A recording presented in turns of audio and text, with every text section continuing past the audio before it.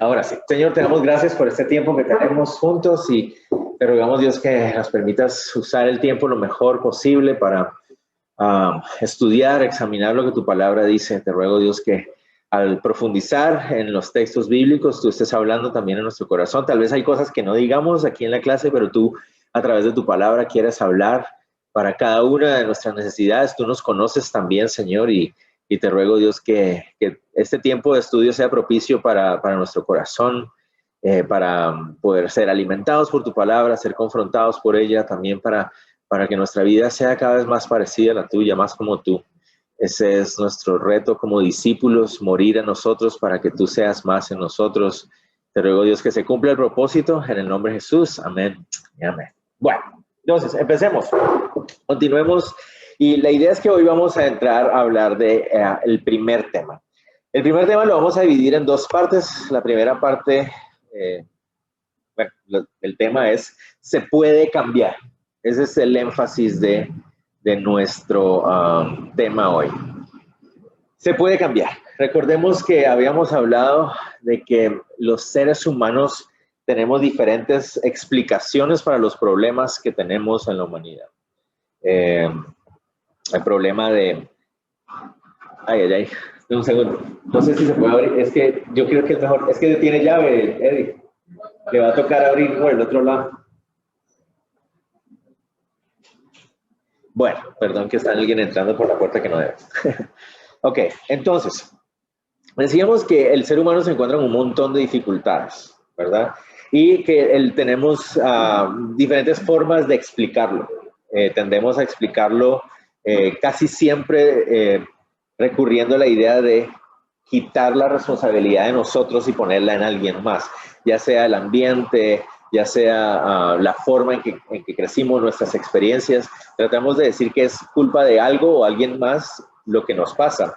Pero decíamos la semana pasada que realmente la única explicación que hay para los problemas que tenemos como humanidad es pecado. El pecado que hay en nuestro corazón es el mayor problema.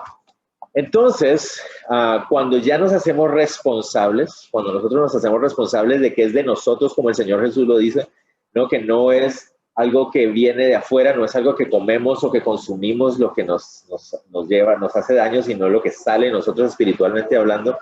Entonces, ya tenemos que venir al punto, la realización de decir, sí podemos cambiar, o sea, sí hay una forma en que el ser humano pueda cambiar.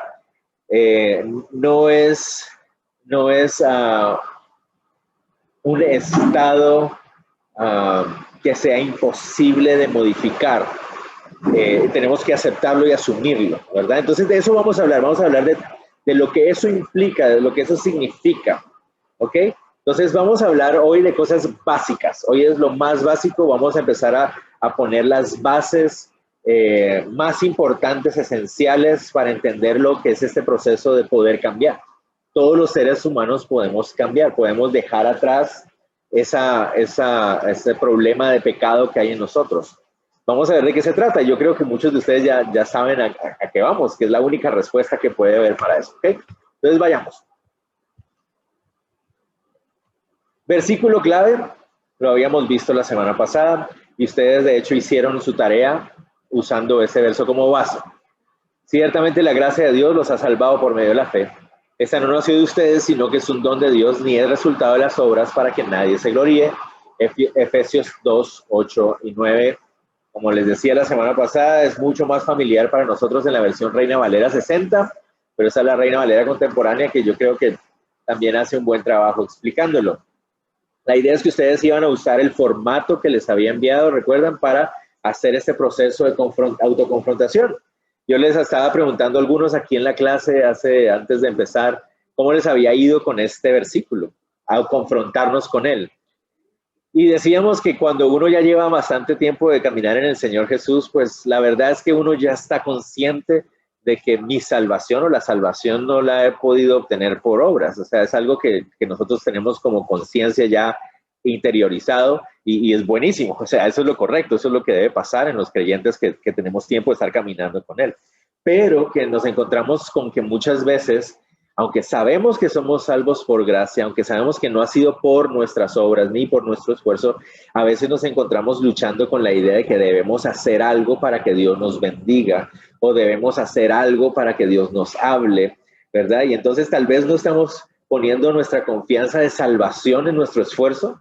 Gracias a Dios no hacemos eso, pero muchas veces nos encontramos poniendo la confianza por ejemplo, de comunicación con Dios o nuestra confianza de bendición de parte de Dios en algo que nosotros hacemos, ¿verdad? Y entonces a veces pensamos que si oramos más, si leemos más, entonces Dios nos va a bendecir más. Si ayudamos a más personas, Dios nos va a bendecir más a nosotros.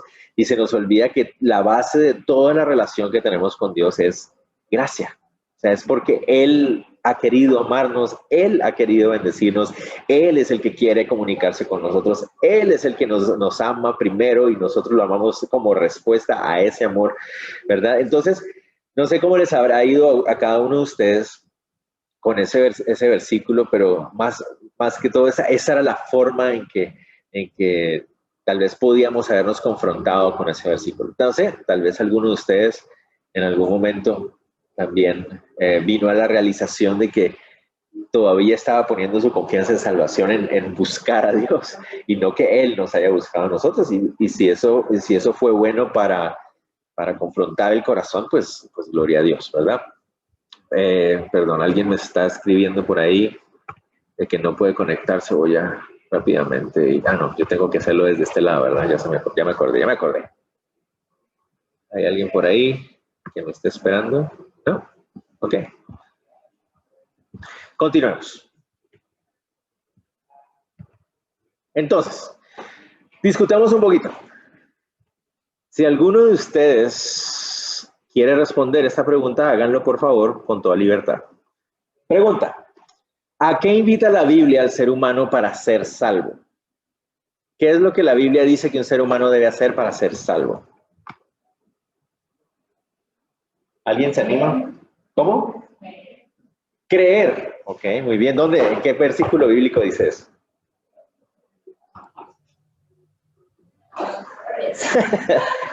O sea, está bien, es bueno que lo sepamos, ¿no? Creer, sí, amén, gloria a Dios. Pero ¿en qué versículo dice? Juan 3:16, ¿qué dice? Porque todo aquel que en él cree.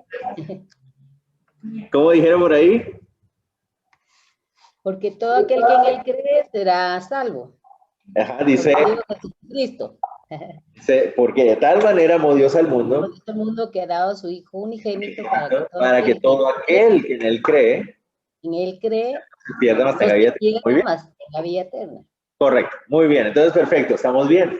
La Biblia dice que para ser salvo debemos creer. Ok, ¿creer en qué? En que Jesucristo vino a salvarnos. Exactamente, en que Jesús vino a morir por nosotros en la cruz, a pagar por nuestros pecados, ¿verdad? Que Él resucitó al tercer día, vive hoy, venció la muerte, ¿verdad? Y es a través de ponernos a confianza en Él que encontramos salvación. Muy bien, estamos bien. ¿Hay alguna otra cosa? ¿Creen ustedes que la Biblia usa algún otro verbo cuando nos dice que esa es la forma en que podemos ser salvos? ¿Habrá alguna otra palabra? Arrepentirse y convertirse. Arrepentirse y convertirse. ¿Dónde dice eso? Hechos 3, 19 y 20. Ok, Hechos 3, 29 y 20 dice arrepentidos y convertidos, ¿verdad? Entonces también la Biblia dice arrepentirse y convertirse. Ya vimos, creer, arrepentirse, convertirse. ¿Qué más? ¿Qué más dice la Biblia acerca de cómo podemos entrar al reino de Dios? ¿Cómo podemos ser salvos? ¿Hay uno? Confesar que Jesucristo es el Señor. Creer que Jesucristo es el Señor. Muy bien. ¿Dónde dice eso? Romanos. Se me olvidó la cita. Espérame, que estoy con mi esposa, me la está buscando. Por ahí vas bien. Olivia dice, ¿qué? Justificados. ¿Dónde dice justificados? Romanos 10, 9, 10. Es el versículo, Romanos 10, 9, 10. ¿Romanos qué, perdón? Romanos 10, 9, 10. Perfecto. Romanos 9, 10 dice eso, que creemos en el Señor como Señor y Salvador y creemos. Aquí Olivia está proponiendo el que seamos justificados, pero miren lo que la pregunta es. ¿A qué invita la Biblia al ser humano para ser salvo? Y el versículo que Olivia nos está diciendo es que es el Señor el que nos justifica a nosotros. Pero ¿será que el Señor nos dice a nosotros, los seres humanos, que debemos de nuestra parte hacer algo, verdad? ¿O qué nos invita a hacer? Dice creer, arrepentirnos, convertirnos, ¿verdad? Creer en el Señor, en Jesús como Señor y nuestro Salvador. Ajá, muy bien. ¿Qué más? Fe, muy bien, por la fe, muy bien. Está bien, súper. Confesarlo. Confesar, ¿quién dijo confesar por ahí? Yo. Victoria. Victoria, qué bueno, confesar. ¿Dónde dice confesar en la Biblia que esa es la forma en que también nosotros podemos?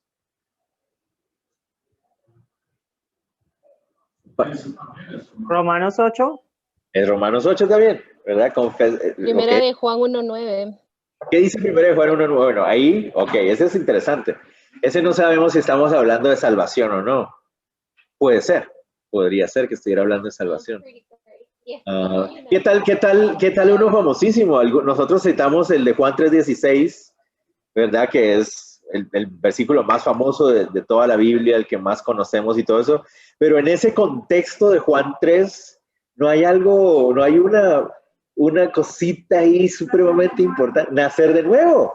¿Se acuerdan? El Señor Jesús hablando con Nicodemo, le dice, es necesario nacer de nuevo. Ok, entonces, ¿a qué vamos con todo esto? Y tienen ustedes razón en esos versículos que no. Dime, José.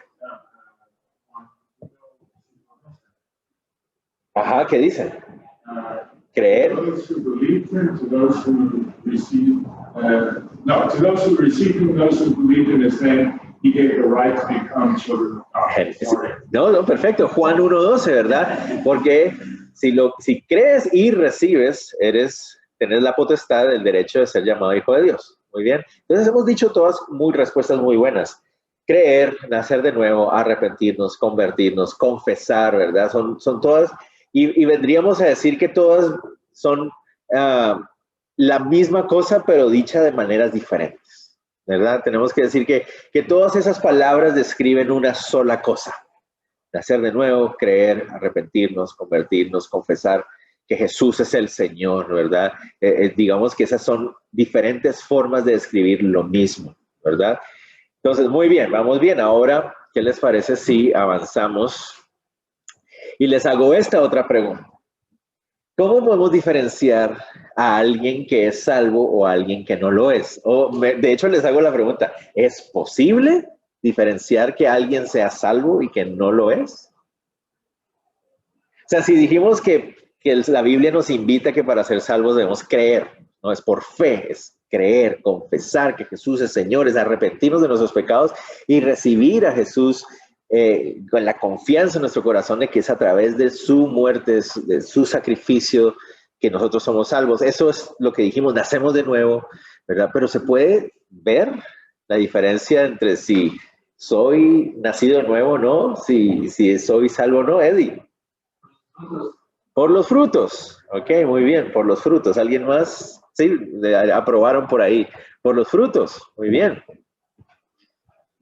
Vamos a ver aquí en el chat. ¿Quién más? Por el fruto del Espíritu. ¿Okay? Dime, ¿quién habló por ahí? Victoria. Esto es bien interesante, porque quien lo sabe bien es el Señor, porque Él conoce y pesa los corazones, ¿verdad? Pero nosotros como cristianos y como evangelistas, como misioneros, como cumplimos la gran comisión, es una tarea no difícil, pero tenemos que ser bien cuidadosos, ¿verdad? Porque va a venir mucha gente que va a decir, oh sí, yo voy contigo a la iglesia. Por ejemplo, una chica que se enamora de alguien no cristiano y el chico le va a decir, sí, yo acepto y todo, pero como dijo la persona anterior, se va a notar también en el fruto de su transformación. Correcto. Sí, correcto, tienes toda la razón. Este es un tema de mucho cuidado y yo estoy consciente de eso. Vamos a ir poco a poco hablando de esto porque decimos, ¿Es posible? Sí, dijimos todos, por el fruto, ¿verdad? Eso se va a manifestar, es algo que va a surgir de ti. Pero recordemos esto muy importante. Esta clase que estamos viendo, este curso, tiene como énfasis la autoconfrontación. Entonces, lo que queremos con este curso no es decir, con esto voy a poder saber quién es salvo y quién es no. No, el punto aquí es autoconfrontarnos y decir, bueno, estoy dando fruto. ¿Puedo yo decir que soy salvo y por qué lo puedo hacer? Y hay muchas personas se preocupan cuando yo hago esta pregunta, porque uno dice, ¿usted lo que quiere es que yo dude si soy salvo o no? No, yo no quiero que tú dudes que eres salvo o no. Lo que yo quiero es que estés seguro de que eres salvo o no. Y como Vicky nos está diciendo, este es un testimonio que el Espíritu Santo da. Ese es el testimonio del Espíritu en mi corazón, ¿verdad? Pero queremos hacer esa tarea de decir, bueno, ok, yo digo haber creído, yo digo haber confesado, ¿verdad? Yo digo haber nacido de nuevo porque puse mi confianza de salvación en la obra y en la persona de Cristo Jesús. ¿Es eso notorio en mi vida? ¿Es algo que se puede ver en mi vida? Eso es lo que queremos hacer a través de esta clase. La clase no se enfoca en, bueno, vamos a ver si los hermanos de la iglesia sí son salvos o no, porque al final, como Vicky también decía, eso es algo que solo el Señor puede saber finalmente, ¿verdad? Yo no puedo opinar 100% acerca de la salvación de otra persona, yo no puedo hacer eso, ¿verdad? Aunque sí puedo ver los frutos, aunque sí puedo ver y corroborar si ha habido una transformación, pero finalmente el 100% solo el Señor lo puede conocer. Lo que queremos hacer es confrontarnos a nosotros mismos y poder decir, bueno, yo digo haber creído y yo quiero saber si eso está haciendo una diferencia en mi vida, si eso es algo real, si eso es algo que es más que solo palabras o solo más que una práctica religiosa, ¿verdad? Porque ustedes y yo sabemos que eso sucede, como Vicky nos decía, muchas personas dicen ser, pero cuando uno va a ver no. Entonces yo quiero primero examinarme a mí mismo en este curso. Eso es lo que queremos hacer, examinémonos a nosotros mismos, autoconfrontémonos, ¿ok? Sigamos, otra pregunta que vamos a ver por ahí. Dice así, ¿qué significa realmente, confesar que Jesús es Señor? ¿Qué es lo que realmente significa confesar que Jesús es Señor? Ok, ¿alguien se anima a darnos la respuesta? ¿Qué significa confesar que Jesús es Señor? ¿Nadie se anima? Valientes. José. Es como hacer una proclamación, es como decir abiertamente, como en bautismo, que Él es el que puede mandarme. Correcto, muy bien. Gracias, José, porque al final llegamos a donde queríamos la palabra Señor, ¿verdad?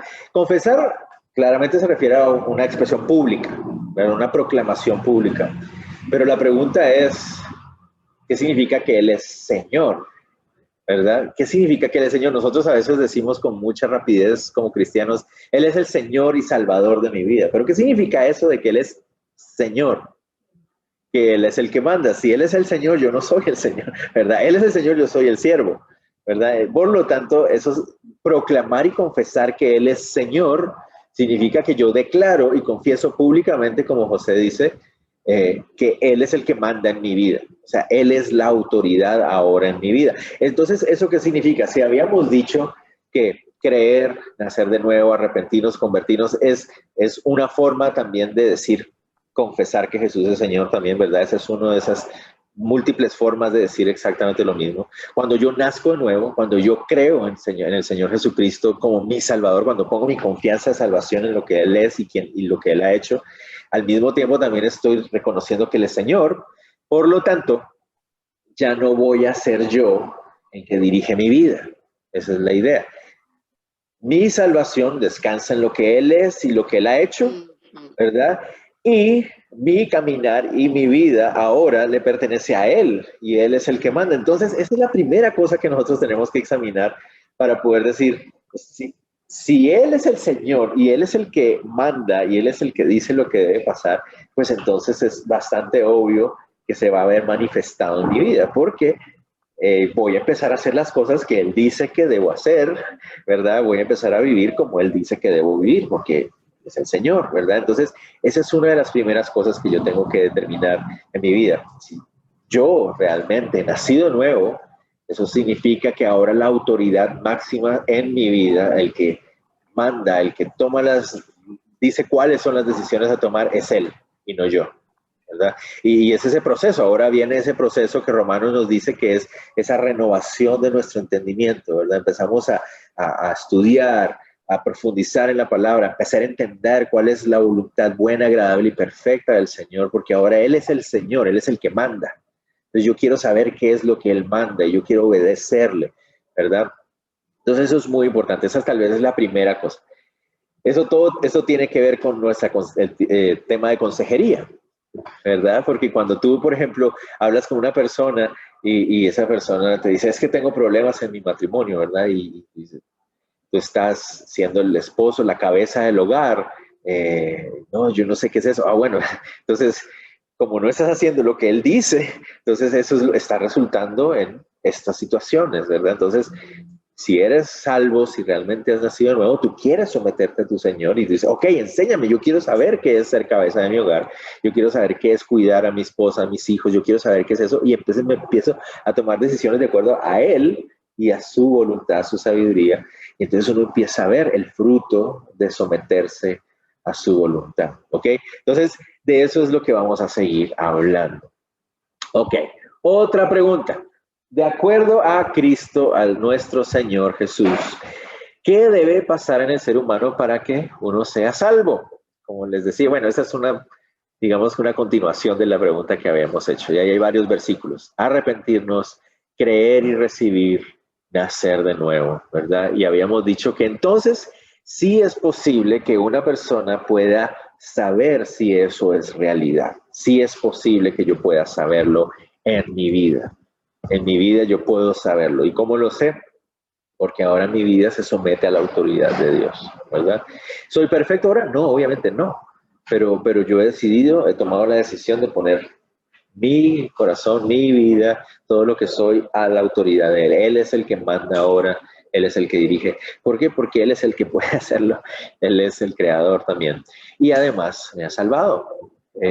No es un asunto, no quisiera que lo tomáramos solamente como un asunto de Él es el jefe, yo soy el siervo y punto. No, recuerden, es Señor y Salvador, ¿verdad? Es unido. En la salvación vemos su amor. Entonces es una relación no solamente como... Hay una amiga mía que me dice, recuerda que Dios no es un capataz de esclavos, ¿verdad? No es una relación de un siervo con un jefe nada más, no, es de un padre con un hijo. Él, nuestro Salvador, nos ama, siempre ha buscado lo mejor para nosotros, pero es el jefe, ¿verdad? Es el jefe también. Muy importante que tengamos eso en cuenta. Sigamos.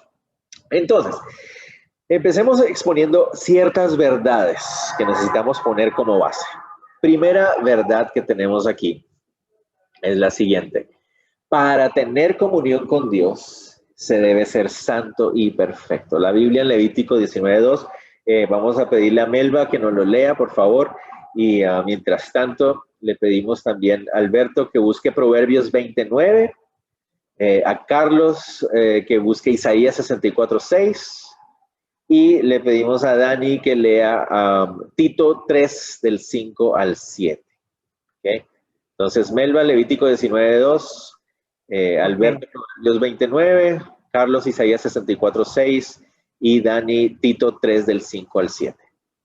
Dale, Melis. Dice, habla a toda la congregación de los hijos de Israel y diles, santos seréis porque santo soy yo Jehová, vuestro Dios.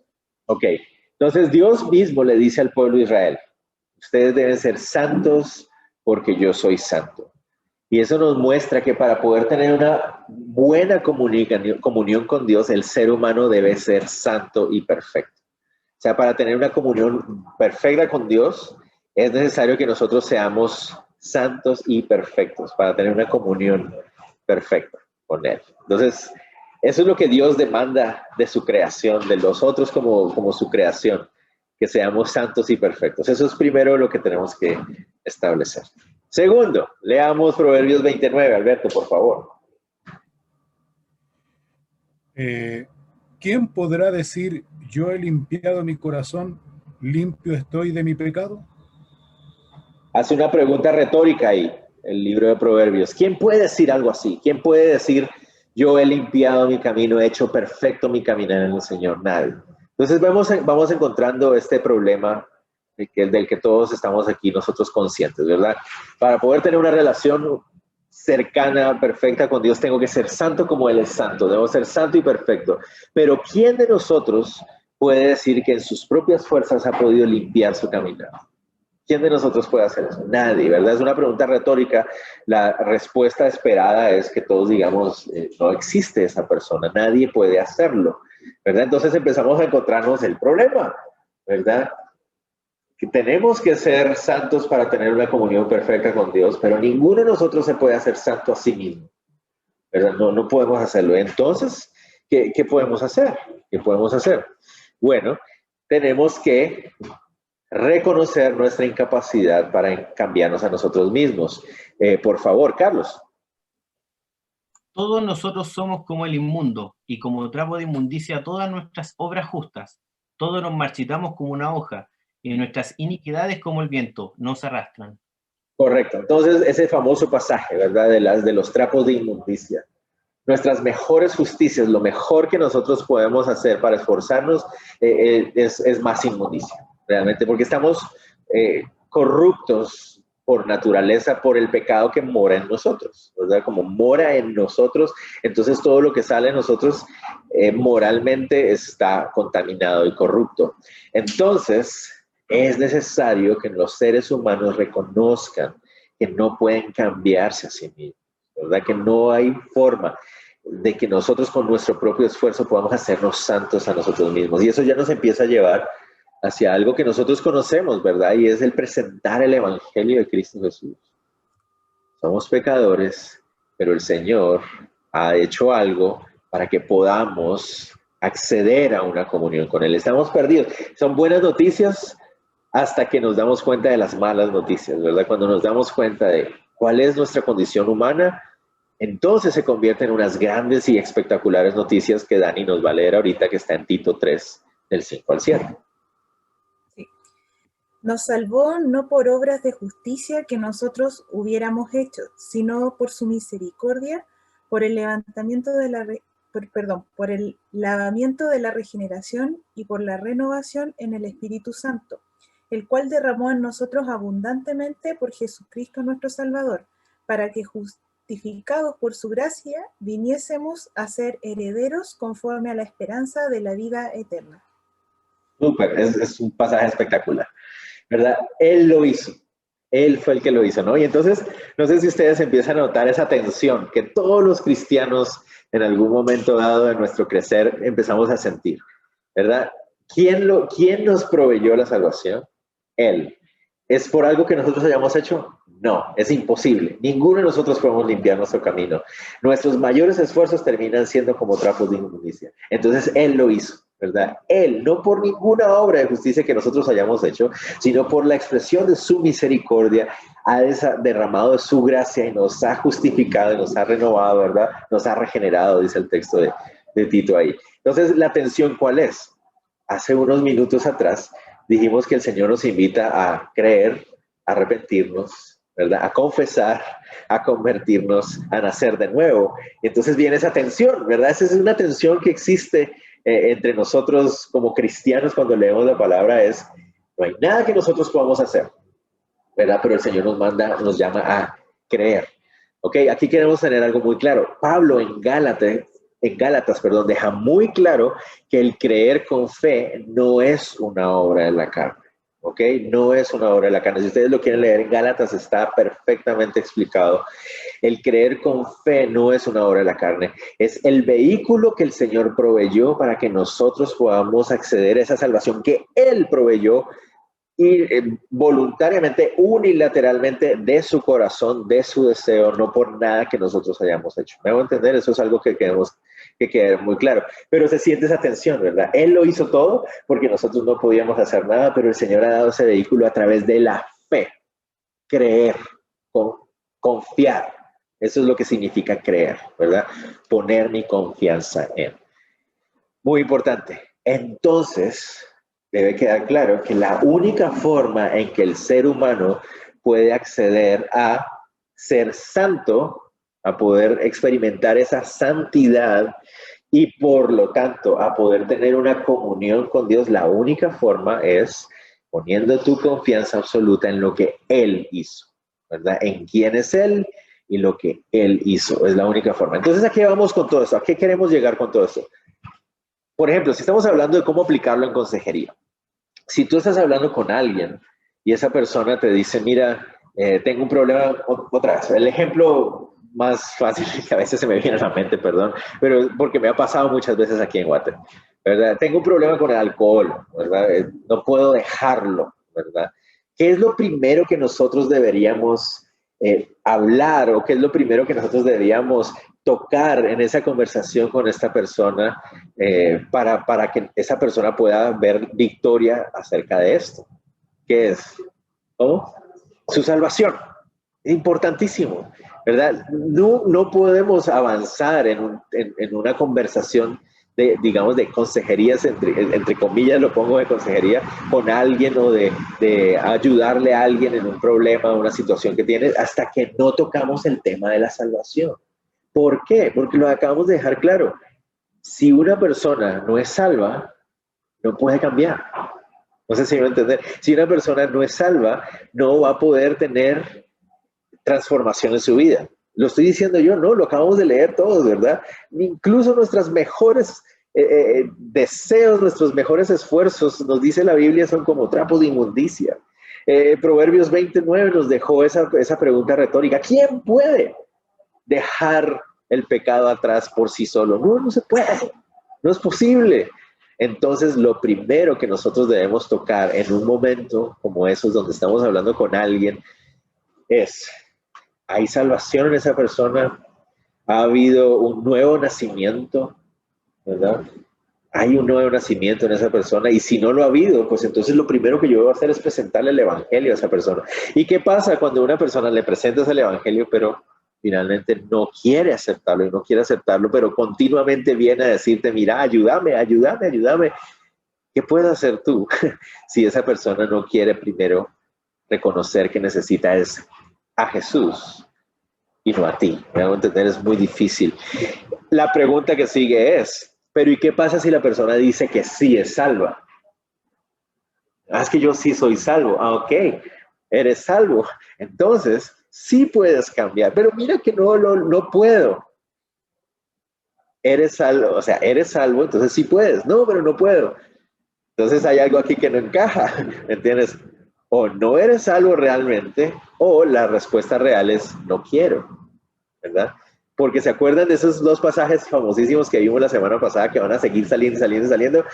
Uno era, no juzguéis para que no seáis juzgados. Y el otro, ¿se acuerdan? Porque todas las cosas nos han sido dadas. Todas las cosas pertenecientes a la vida y a la piedad ya nos han sido dadas. ¿Y a través de qué? A través de poner nuestra confianza en Cristo Jesús, ¿verdad?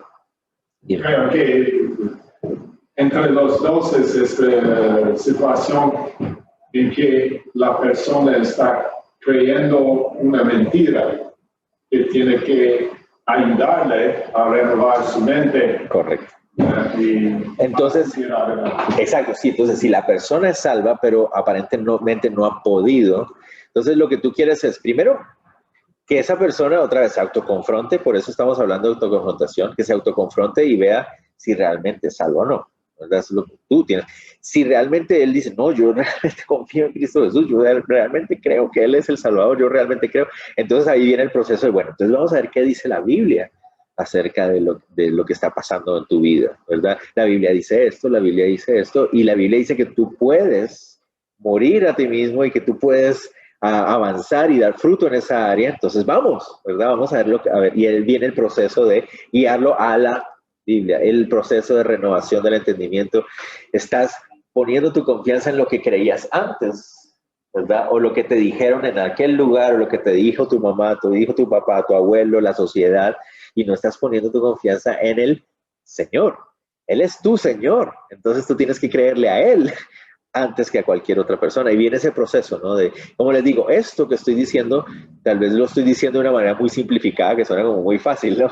Como dile a la persona que no puede, ya, no, obviamente es un proceso y hay que hacerlo con amor. Otra vez decíamos primero, cuando tú sacas tu viga, sabes cuánto duele, entonces tú vas con paciencia, con amor, ¿verdad? Guiando a las personas a la palabra de Dios para que ese proceso de renovación se vaya dando. Tú mismo estás en ese proceso.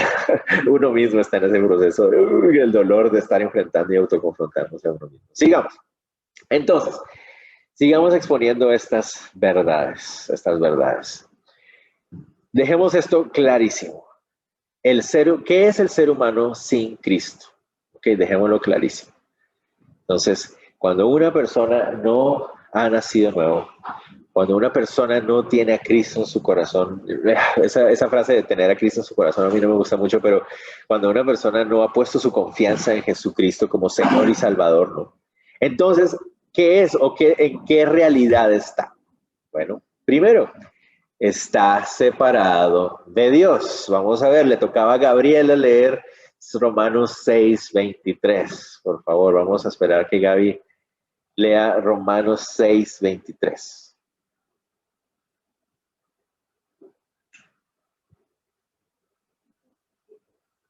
Gaby, ¿estás ahí?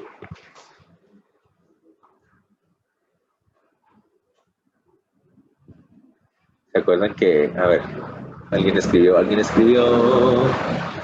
Ah, sí, que ya viene. Ok, me acordé ahorita que decían que las reuniones de Zoom parecen sesiones de espiritismo, ¿no? Gaby, ¿estás ahí, por favor? Contéstanos.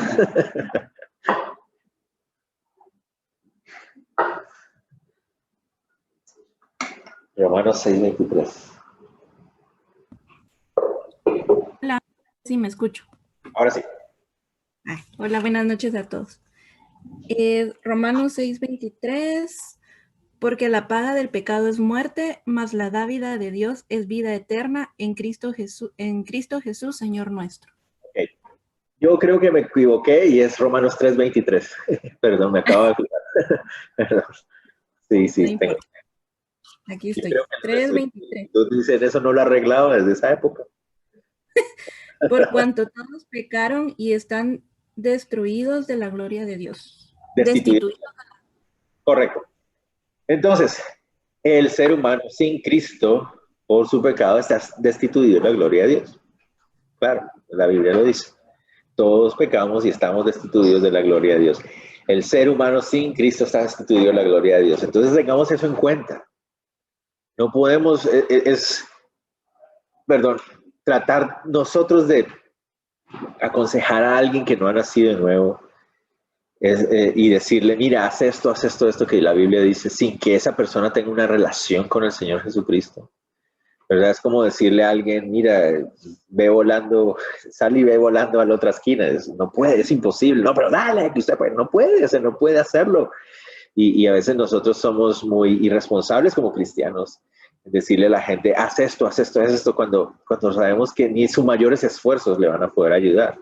Tiene que estar en Cristo, porque alguien sin Cristo está destituido de la gloria de Dios. Entonces, lo primero es hablar de Jesús, de la salvación. Sigamos. Le toca a Melba. Melba, leamos. El ser humano sin Cristo está muerto espiritualmente, ¿verdad? Leamos Romanos 5:12. Por favor, Melvis. Vamos a leer Romanos 5:12 ahora.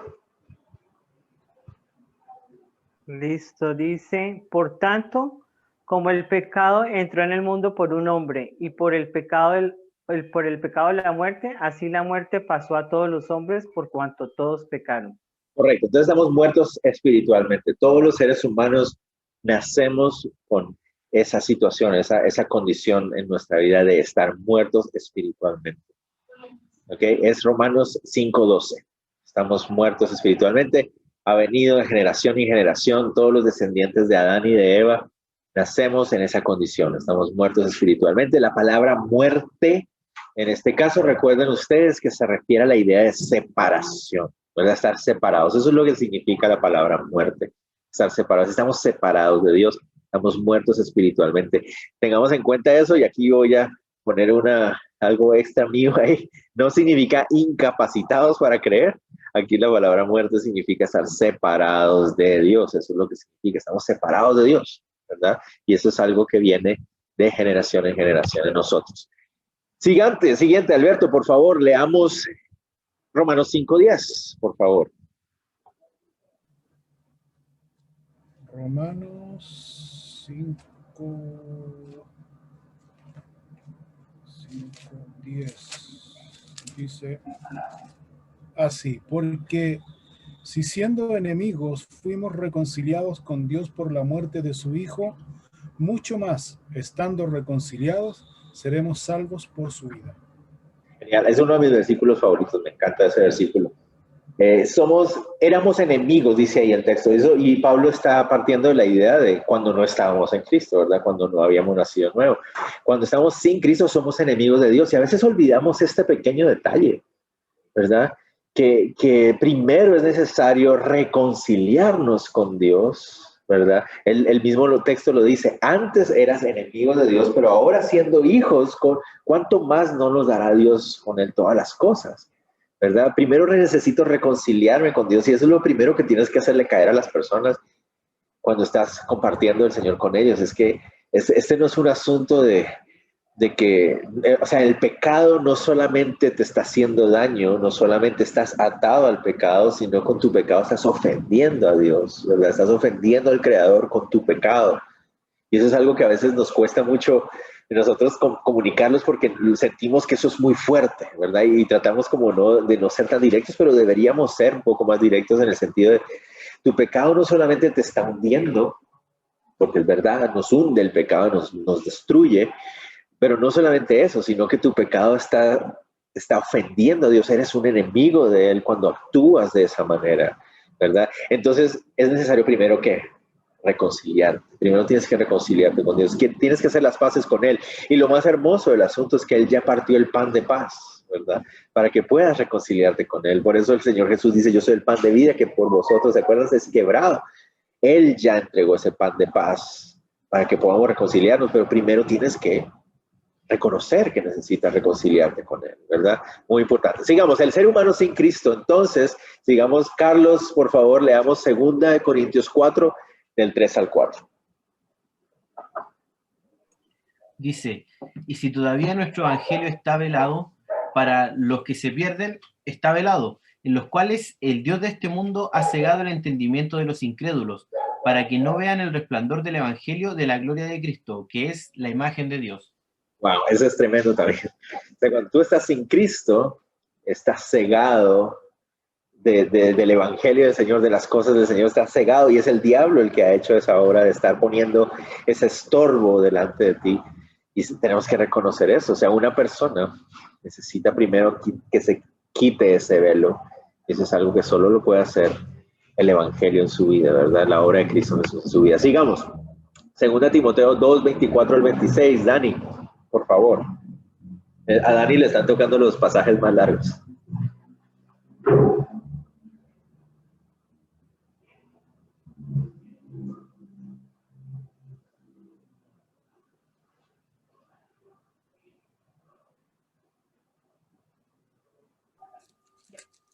¿2, 24 al 26? 2:24 al 26, correcto. Dice así: porque el siervo del Señor no debe ser contencioso, sino amable para con todos, apto para enseñar. 2 Timoteo 2:24. Sí. Leamos el 1:24 entonces. Perdón. 1 Timoteo 2:24. Leamos ese. Perdón, ese es otro error mío. Ya. 1 Timoteo 2:24-26. ¿No existe? Ok, entonces ya no sé qué estamos haciendo. Ok, espérate. Estaba el pecado. No recuerdo ahorita. Lo voy a corregir, confiando en Dios me acuerde. Pero, ok, continuemos, porque ahorita no recuerdo bien entonces qué versículo es el que debería ir. Sigamos, Dani, perdóname por haberte puesto a buscar un versículo que no existe, pero podemos leer ahora Romanos 8:34, por favor, Dani, si puedes leer ese, por favor. Romanos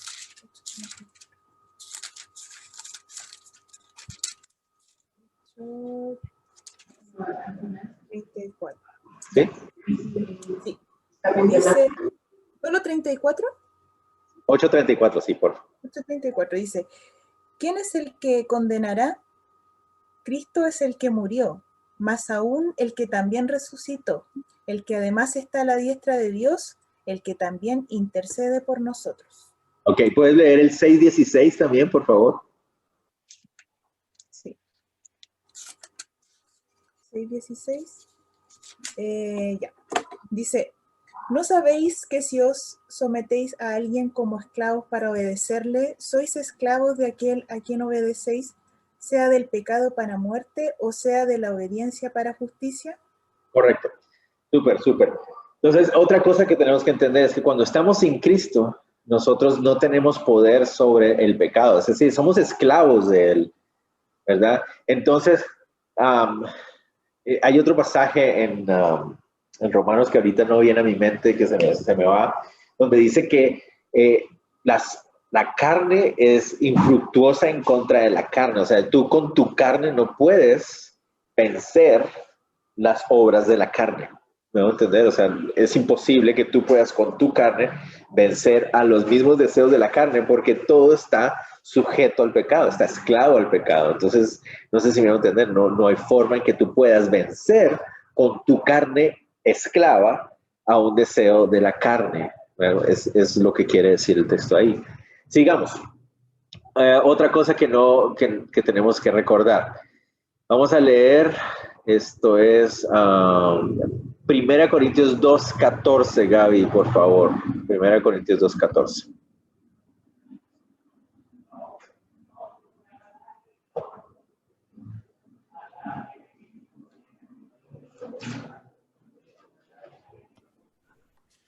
Primera de Corintios 2:14. Pero el hombre natural no percibe las cosas que son del Espíritu de Dios, porque para él son locura, y no las puede entender, porque se ha de discernir espiritualmente. Amén. Entonces, una vez más, ¿qué pasa aquí?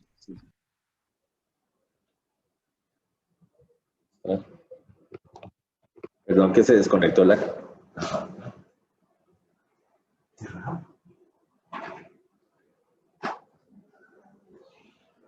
Será un bajón de energía, tal vez. O algo así.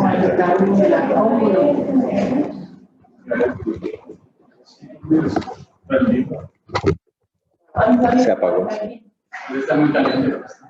¿Será?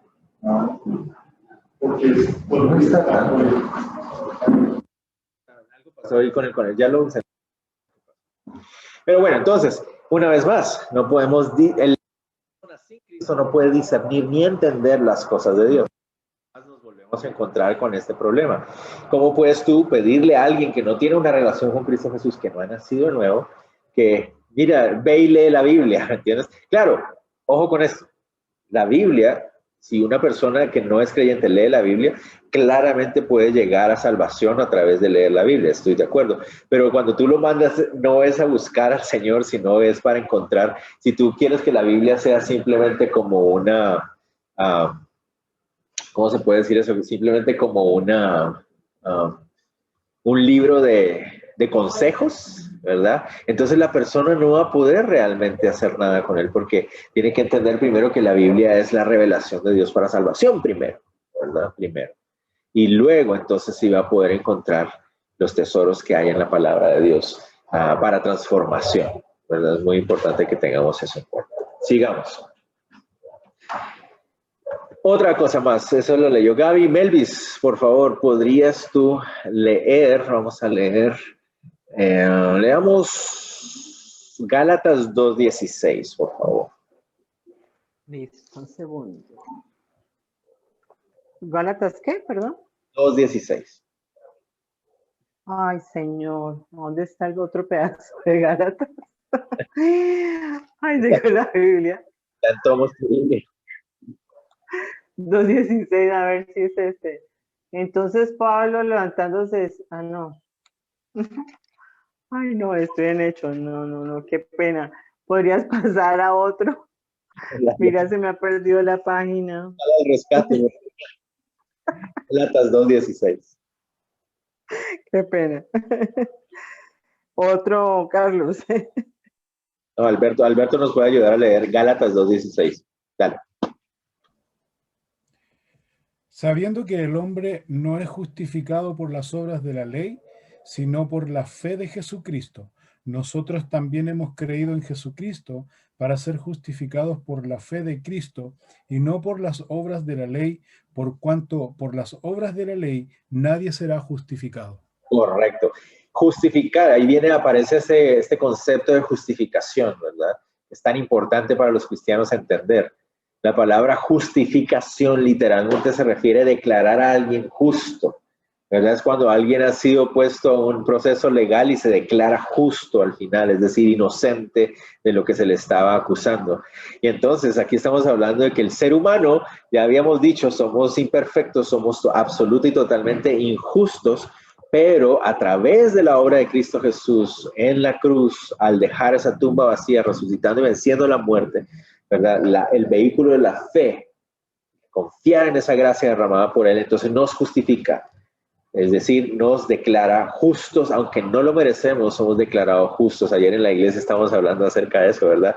La vida que Jesús vivió ahora se imputa sobre nosotros. Ahora en nuestra vida tenemos el nombre de, como si la vida de Jesús hubiera sido vivida por nosotros. Entonces somos declarados perfectos y justos por la forma en que Él vivió, por su muerte, por su resurrección, ¿verdad? Somos justificados, somos declarados justos. Entonces, sin haber nacido de nuevo, no somos justos. Es decir, nada de lo que hacemos es justo. Nada de lo que hacemos refleja justicia, porque estamos descansando en nuestras propias fuerzas y ya hemos dejado muy claro cuál es la naturaleza de esas fuerzas. Sigamos. Carlos, ¿podrías leer, por favor, Juan 15, 4 al 6? Por favor, y Melvis, ya ahorita te doy una pasada. Ok, listo.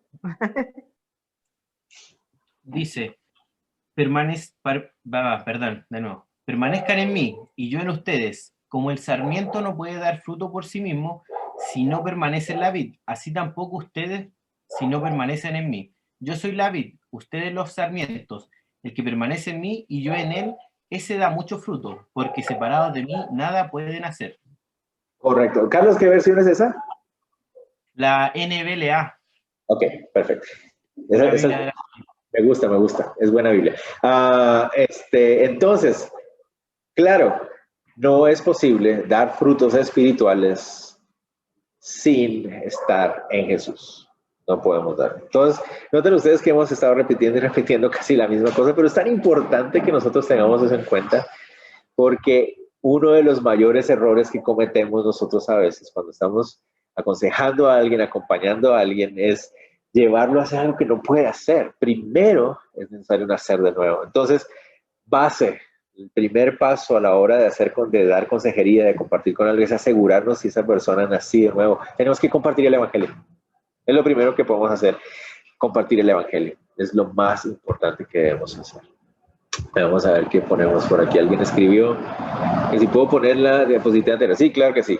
Y sí, Carlos, tienes toda la razón. Era el pasaje de 2 Timoteo 26, y yo creo que por no leer hasta el final nos descuanchitamos ahí, pero bueno. ¿Qué pasó? Se volvió a ir. Qué extraño, ¿qué está pasando? Bueno, lo voy a poner para los que están aquí. Ahí está. Se nos volvimos a quedar sin proyector. Vamos a ver qué sucede.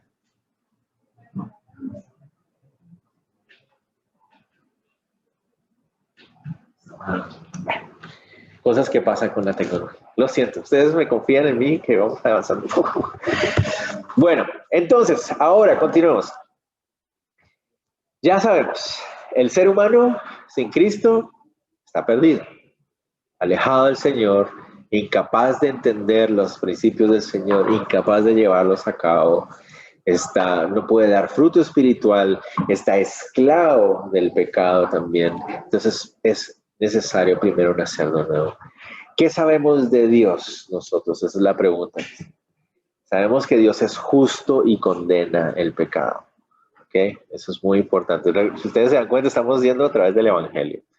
Veamos, ¿qué dice Romanos 1:18?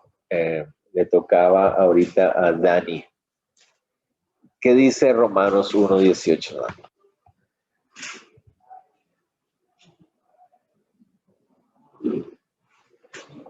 Ya. Romanos 1:10. 10. 18. 18, ya. Dice,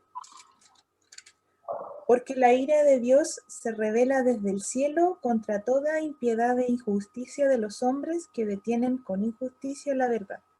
¿Ok? Eso es algo que sabemos de Dios. La Biblia nos muestra que Dios es justo y condena el pecado, Él juzga el pecado. Entonces, ¿qué pasa cuando los seres humanos estamos sin Cristo, esclavos de pecado? Todo lo que hemos descrito anteriormente.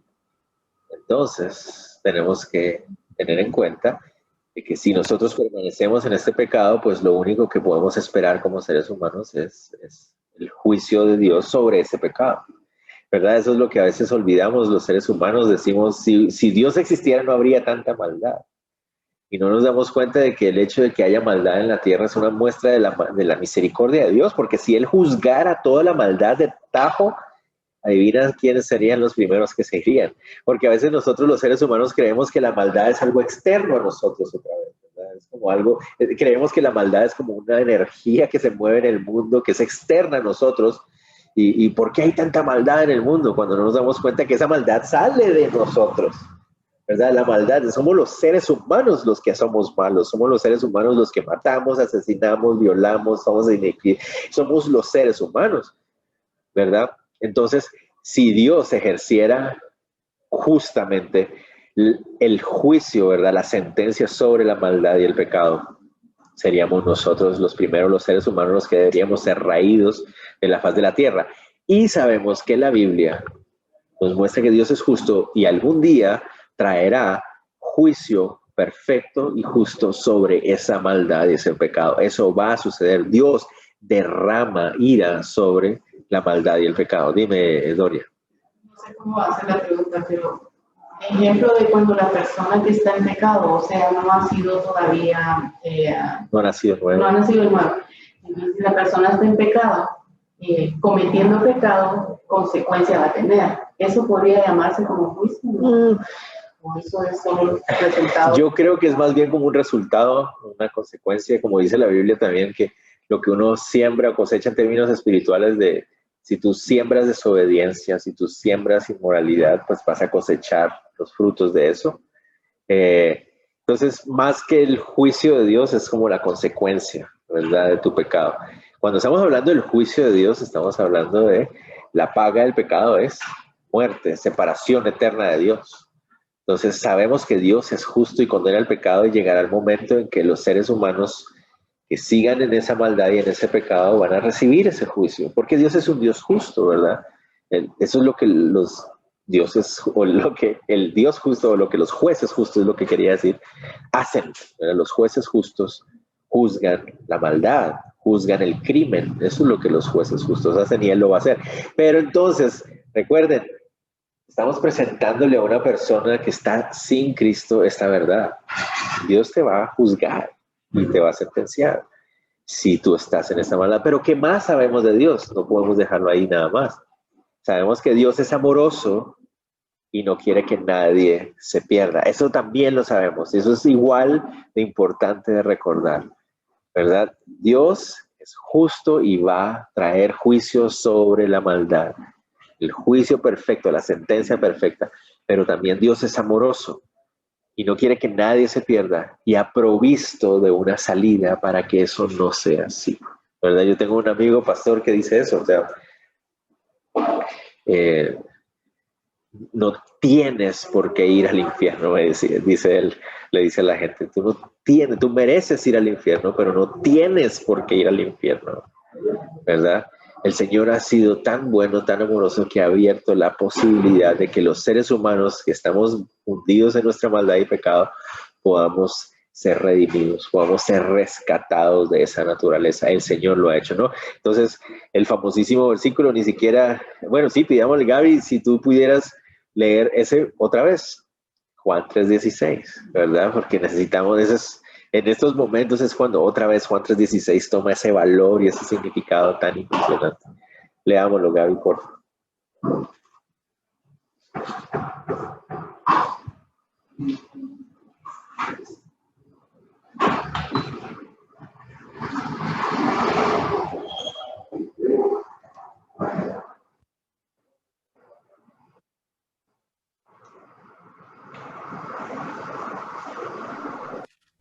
Juan 3:16. Correcto.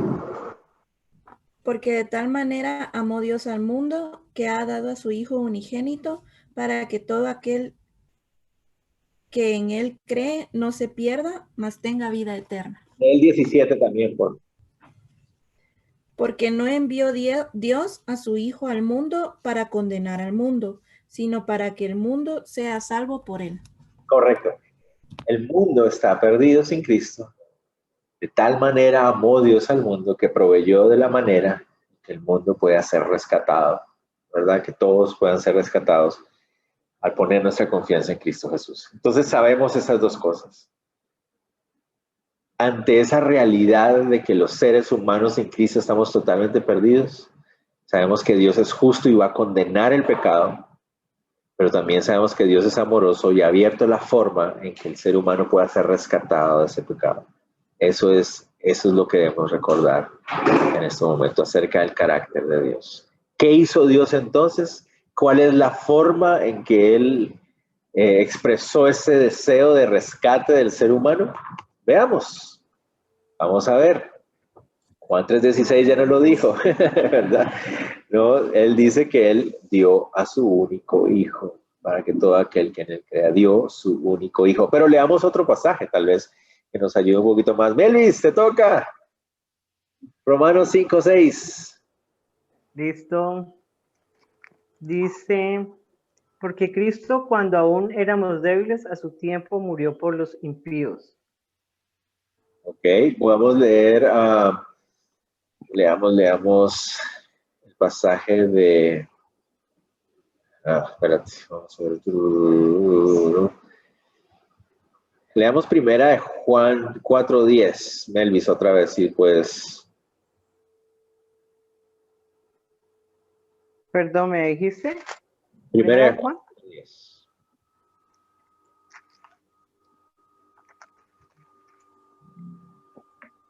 4:10.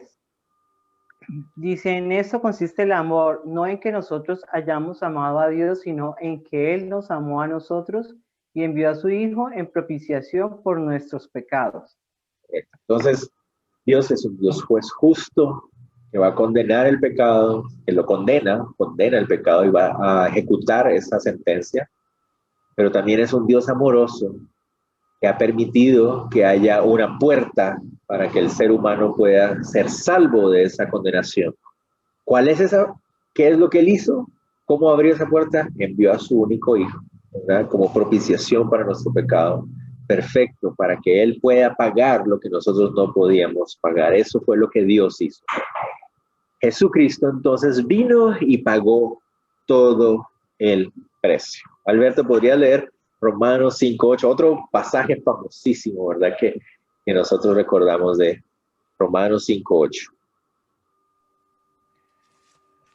Mas Dios muestra su amor para con nosotros en que siendo aún pecadores, Cristo murió por nosotros.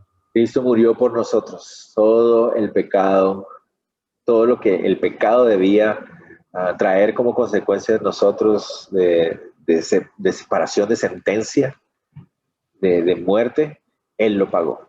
Él lo pagó completamente por nosotros. Hay un montón de versículos, como ustedes pueden ver ahí, que podrían ustedes después examinar, pero por cuestión de tiempo no lo podemos hacer, pero son riqueza lo que hay ahí. En esos versículos encontramos riqueza teológica acerca de lo que el Señor Jesús hizo por nosotros. Entonces, Dios hizo eso por nosotros. ¿Eso qué le indica a la gente? ¿Qué es lo que nos indica a nosotros?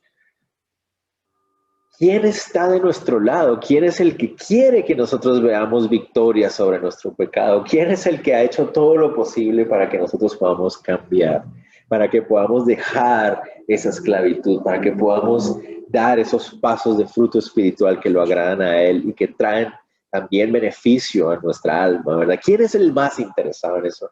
Es Dios, que es un juez justo, que no avala el pecado, pero que con amor ha entregado a su propio Hijo para que podamos salir de esa esclavitud. Entonces eso es tan importante que nosotros lo podamos compartir con la gente también. Por medio de Jesús, exactamente. Sigamos. ¿Qué hizo el Señor entonces? El Padre aceptó el pago que Jesús hizo. Eso es lo más hermoso del asunto. Dios entregó a su único Hijo como el pago de la propiciación perfecta. El Hijo se entregó por completo para cumplir ese pago y el Padre aceptó el pago. ¿Qué quiere decir eso? ¿Se acuerdan? El Señor Jesucristo en la cruz, antes de expirar, ¿qué dijo? ¿Se acuerdan? Consumado es. Y recordemos que esa frase, esa palabra en el griego original significa pagado por completo. Es lo que significa eso, ¿verdad? Consumado es. Era un término contable. Eso es muy importante, por eso estamos hablando aquí de eso. Él aceptó el pago y el Señor Jesús lo sabía en ese momento, que el pago estaba siendo cubierto, ¿no? Consumado es. Todo está pagado, ya está saldada la cuenta. Ya no se debe nada porque Él lo ha pagado todo, el Padre lo ha aceptado por completo, ¿verdad? Muy importante que tengamos en cuenta eso. Entonces, la única esperanza que tiene el ser humano para vencer su pecado, entonces, ¿cuál es? Cristo Jesús. Una relación con el Padre a través de Cristo Jesús. Que Jesucristo sea el Señor y el Salvador en términos reales de su vida. Esa es la única esperanza que un ser humano tiene en la tierra. ¿Ok? Continuemos, ya vamos a la parte final, la recta final. Hablemos acerca de algunas verdades acerca de la persona de Jesucristo. ¿Ok?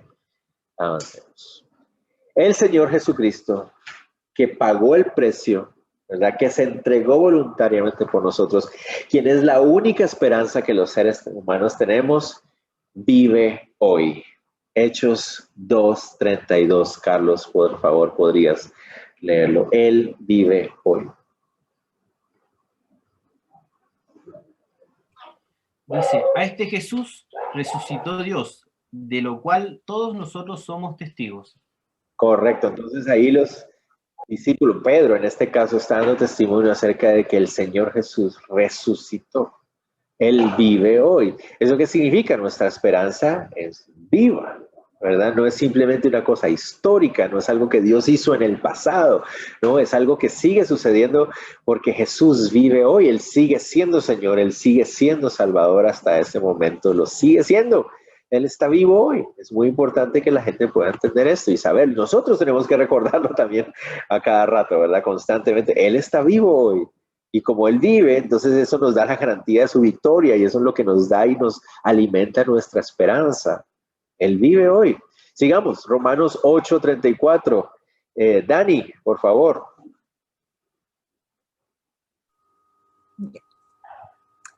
¿Quién es el que condenará? Cristo es el que murió, más aún el que también resucitó, el que además está a la diestra de Dios, el que también intercede por nosotros. Amén. Él intercede por nosotros porque está a la diestra del Padre. A mí me encanta eso de la diestra del Padre, me encanta.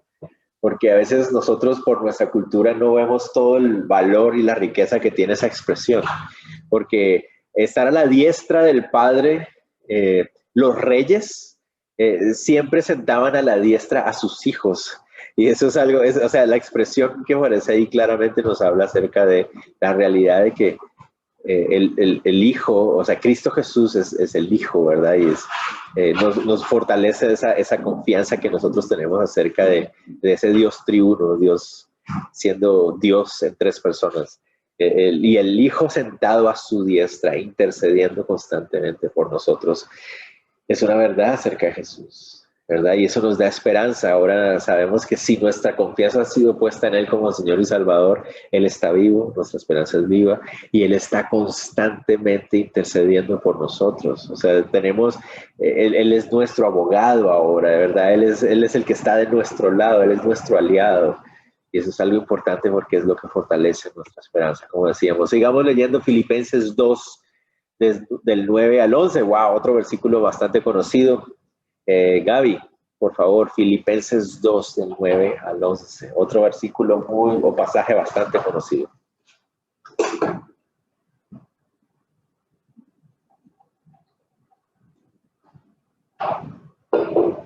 De esos versículos que uno después de leerlos dice amén. Okay. Filipenses 2, del 9 al 11. Completad mi gozo sintiendo lo mismo, teniendo el mismo amor, unánimes, sintiendo una misma cosa. Pero creo que es del 9 al 11, Gaby. Perdón, del 9 al 11.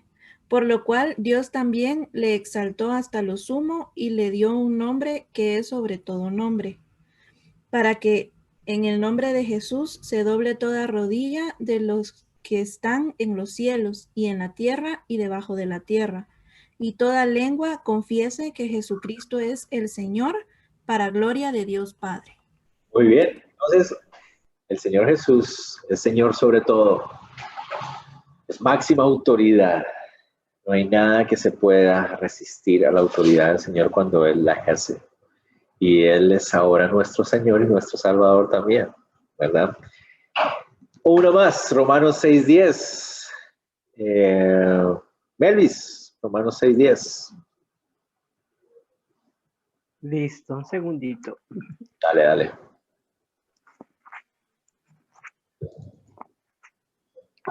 Listo, dice, porque en cuanto murió al pecado, murió una vez por todas, más en cuanto vive para Dios vive. No lo leí bien. ¿Cómo? Dele. ¿Sí entendieron? Sí. Okay.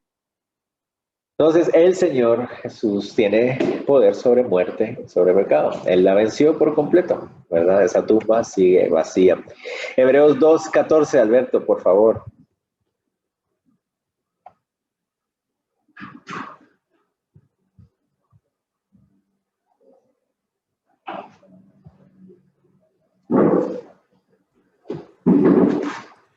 Así que, por cuanto los hijos participaron de carne y sangre, él también participó de lo mismo, para destruir por medio de la muerte al que tenía el imperio de la muerte, esto es, al diablo. Correcto. Entonces, el Señor ha derrotado, como dice ahí, destruido el poder que tenía el diablo sobre la muerte, en el sentido de que el diablo usa la muerte. O sea, una de las cosas que a nosotros nos duele en este mundo es ver cuando personas mueren sin Cristo, porque vemos que el diablo sigue ejerciendo esa herramienta, ¿verdad? Para alejar eternamente a las personas del Señor, ¿verdad? En nosotros, al nacer de nuevo, ya la muerte no es una herramienta del diablo. De hecho, el diablo puede querer matarnos y toda la cosa, pero ahora que estamos en Cristo, de hecho, lo que pasa es que al morir, pues, es ganancia, ¿verdad? Es como dice Pablo, morir es ganancia para nosotros, pero cuando no estamos en Cristo, ese es el problema. Aquellas personas que están sin Cristo, entonces tienen el temor, ¿verdad? Y tienen razón para tener el temor. El Señor Jesús en nuestra vida ha destruido el poder que el diablo puede ejercer sobre la muerte en nuestras vidas. Ya la muerte no tiene victoria, no tiene aguijón sobre nosotros, ¿verdad? Entonces, alguien que está en Jesús lo vamos a resumir de esta manera. No vamos a leer todos los versículos porque son bastantes y ustedes los pueden. Recuerden que yo les voy a enviar esto más adelante. Los pueden revisar después. De hecho, si quieren revisarlos y ver si todavía hay algunos errorcillos por ahí, también me ayudan. Pero alguien que está en Jesús entonces, 1, tiene perdón de pecado. 2, está reconciliado con Dios. 3, ha nacido de nuevo, es una nueva criatura. 4, tiene vida eterna por gracia. 5, tiene acceso a Dios. 6, es parte ahora de la familia de Dios. 7, puede entender las cosas de Dios. 8, es una nueva criatura. 9, puede cambiar y madurar a la imagen de Cristo. Entonces, miren, todas esas son las bendiciones que tenemos cuando estamos en Cristo. Por eso, lo primero que nosotros tenemos que hacer a la hora de dar una consejería a alguien es guiarlos a Cristo Jesús. Y si la persona no quiere rendir su vida a Cristo Jesús, por más que lo intente, no va a poder tener victoria sobre su pecado. No va a poder tener. Muchas personas notan ustedes que sin Cristo logran deshacerse de una práctica, pero se agarran de otra práctica, porque finalmente sus vidas no están siendo transformadas, no hay libertad total, porque solo en Cristo Jesús podemos tener todas estas cosas que aparecen ahí. ¿Verdad? Eso es muy importante. ¿Qué pasa entonces, ya para ir cerrando y haciendo un resumen, qué pasa con alguien que no está en Jesús? Muy importante. Estamos repitiendo varias veces lo mismo, pero es tan importante que quede eso claro aquí. El juicio de Dios está sobre él. Es ignorante de lo espiritual. No puede vencer el pecado. No puede agradar a Dios. Morirá en pecado y tendrá castigo eterno. Esa es la realidad para aquella persona que está sin Cristo. ¿Verdad? Es clarísimo. Estamos simplemente haciendo ese resumen final. Avancemos. ¿Por qué debemos recordar entonces esto? ¿Por qué es tan importante recordar esto que es algo tan básico para nosotros como creyentes en Cristo? ¿Por qué? Sobre todo en este contexto, de consejería bíblica. 1, porque no hay un camino diferente para madurar en Dios, sino solo en Cristo Jesús. O sea, no hay otra forma. No es posible que una persona pueda madurar y crecer en Dios si no es a través de Cristo. No podemos guiar ni siquiera nuestras propias vidas si no estamos en Cristo Jesús. 2, los problemas provocados por el pecado del hombre no se pueden solucionar con el esfuerzo del hombre. O sea, precisamente es por nuestro pecado que estamos en problemas, entonces no es con más esfuerzo nuestro que vamos a poder salir de ahí. Es imposible. Necesitamos rendirnos para que Él sea el que nos rescate y nos saque de eso. Tenemos que buscarlo, rendirnos a Él. 3, en la Biblia es donde encontramos las fuentes de soluciones prácticas ante los problemas del ser humano. Entonces, lo que José al principio nos decía, ¿no? Una vez reconocido eso, una vez nacido de nuevo, entonces podemos venir a la Biblia porque ahora podemos discernir la sabiduría de Dios y empezamos a ver en nosotros ese proceso de renovación de nuestro entendimiento. Empezamos a entender lo que Dios espera de nosotros, lo que Dios quiere. Podemos empezar a tomar decisiones agradables para Él y empezamos a ver ese fruto que el Espíritu Santo empieza a hacer en nuestra vida mientras vamos obedeciendo. Muy importante. El camino del hombre. Aquí vamos a entrar a este término que vamos a repetir varias veces. El camino de Dios, ya lo vimos ahorita, ¿verdad? Es reconocer nuestra necesidad de Cristo Jesús. Ahora, el camino del hombre. El camino del hombre se va a enfocar en el autoagrado, la comodidad, la autosuficiencia, la autoaprobación, el autoperdón y la autoexaltación, la autoestima. ¿Ok? Todo lo que tenga que ver con agradarnos a nosotros mismos, buscar nuestra comodidad, lo que sea más fácil para nosotros, lo que nos diga y nos indique que nosotros podemos hacerlo solos, que tenemos que aprobarnos a nosotros mismos, es decir, amarnos a nosotros mismos o confiar en nosotros mismos. El autoperdón, ¿alguna vez han escuchado eso? Es que tienes que aprender a perdonarte a ti mismo, ¿verdad? O la autoexaltación, es decir, el buscar el reconocimiento, ¿verdad? O la famosa autoestima, ¿verdad? ¿Qué es estimar? Estimar es valorar. Valórate a ti mismo, ¿verdad? Todas estas cosas son una manifestación del camino del hombre. Es todo lo contrario a lo que vimos ahorita, ¿verdad? Todo lo contrario. La Biblia nos dice que nosotros solos no podemos, que en nuestra carne no podemos, que sin Dios estamos perdidos, ¿verdad? Eso es lo que la Biblia nos dice. Pero el ser humano, el camino del hombre, voltea la cara y dice, no, yo puedo solo, yo puedo lograrlo solo, ¿verdad? Se trata de mis sueños, se trata de amarme a mí mismo. Ese es el camino contrario, ¿verdad? Es un autoengaño que la Biblia llama el viejo hombre. Entonces ese es el famoso viejo hombre del que hablamos en la Biblia. El viejo hombre siempre nos va a llevar a esto. Tengan eso en cuenta. Cada vez que ustedes se encuentren en su caminar. Ahora están en Cristo y pueden vencer al viejo hombre. La Biblia dice, despojados del viejo hombre y revestidos del nuevo, dice la Biblia, ¿verdad? Y eso lo vamos a ver más adelante. Cuando estamos en Cristo y de repente surge autoagrado, es decir, estoy buscando algo que a mí me haga sentir bien, ¿verdad? Y estoy buscando algo que me haga sentir cómodo. Uy, esa es la comodidad, siento yo que es uno de esos dioses falsos de nuestra era, ¿verdad? Todo lo que queremos y estamos buscando es algo que sea más cómodo para nosotros, ¿verdad? No estoy diciendo que cuando Dios nos permite tener un momento de disfrute está mal. A lo que me refiero es que estamos en esa constante búsqueda de lo que es más cómodo para mí, ¿verdad? Cada vez que nos encontramos con esa actitud de no, yo puedo hacerlo, yo no necesito ayuda, yo puedo hacerlo solo. Cada vez que buscamos esa autoaprobación, es decir, que yo sea el que apruebe lo que sea, solo tienes que buscar agradarte a ti mismo, ¿verdad? Que nos dice el mundo también. La autoexaltación, la autoestima, el valorarnos a nosotros mismos. Cada vez que esas cosas surjan en nosotros, es una manifestación del ser que éramos antes de Cristo. Es una manifestación del viejo hombre que está perdido, ¿verdad? Que estaba perdido o que estaba esclavo de su pecado, ¿verdad? Esa es una manifestación antigua que está en nosotros. Entonces, tenemos que tener cuidado. Nuestro consejo no puede estar enfocado en ninguna de estas cosas, porque ese es el viejo hombre. Nosotros tenemos que tener cuidado que surja de nosotros. El camino de Dios, por contraste, nos lleva a despojarnos de esa vieja naturaleza, a revestirnos de una nueva naturaleza, a mantener en esa renovación constante del entendimiento, a negarnos a nosotros mismos, a poner a un lado esas antiguas prácticas y a caminar como a Dios le agrada. Ok, ya vamos llegando, estoy yendo un poquito más rápido porque ya se nos acabó el tiempo. Pero entonces el camino de Dios es contrario al camino del hombre. ¿Qué éramos sin Cristo? Ya lo dijimos. Dijimos todo eso que éramos sin Cristo antes. Pero ahora estamos en Cristo, ahora es el Señor. Entonces no podemos seguir manifestando en nuestras vidas lo que era de antes, ¿verdad? Tiene que haber una renovación. Ya no podemos seguir viviendo como vivíamos antes. Ya no podemos seguir pensando como pensábamos antes, porque antes sin Cristo ya vimos todas las cosas que estaban pasando en nuestra vida.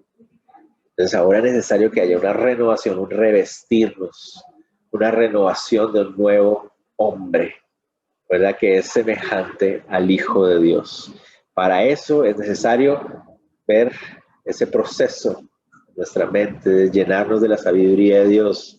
Es necesario negarnos a nosotros mismos, negar ese viejo hombre que está ahí crucificado muriendo, ¿verdad? Y es necesario dejar a un lado todo lo que hacíamos antes, la forma de pensar de antes, para poder caminar como a Dios le agrada. ¿Ok? Dejemos esto aquí. Solo quiero revisar una cosa. Ya. Ok, dejemos eso por aquí ahora y la próxima semana continuamos ahí.